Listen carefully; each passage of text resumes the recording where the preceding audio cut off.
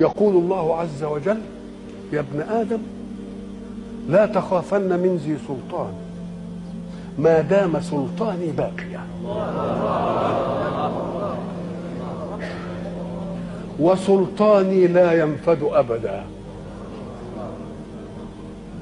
يا ابن آدم لا تخشى من ضيق الرزق، وخزائني ملآنة وخزائني لا تنفد أبدا.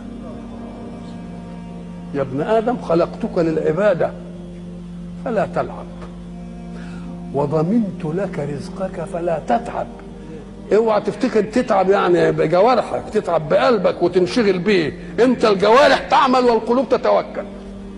الجوارح تعمل والقلوب تتوكل.